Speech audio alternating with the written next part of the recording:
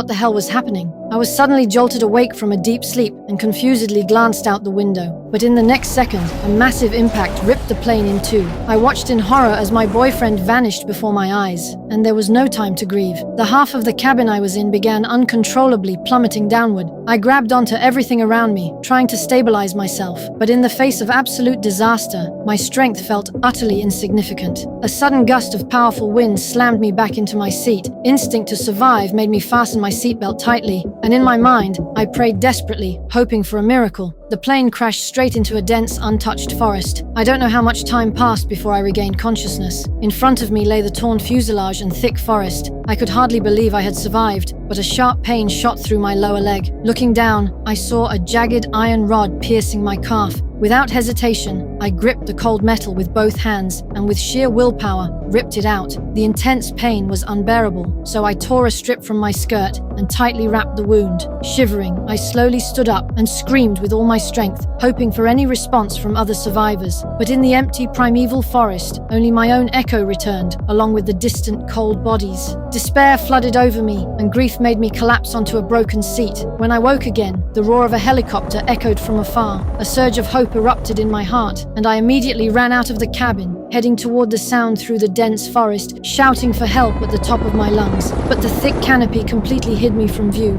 and the pilot didn't notice my presence. Watching the helicopter fly further away, I once again sank into the depths of despair. Dragging my battered body, I returned to the cabin that offered me temporary safety. But when I got back, I was stunned by the scene before me. A beast was prowling near the cabin, and I froze in terror. I held my breath, slowly inching backward, but even the slightest movement alerted the beast, and it started moving toward me. At that critical moment, a lifeboat happened to fly right over my head. Seeing this, the beast immediately fled, and I collapsed to the ground, utterly exhausted.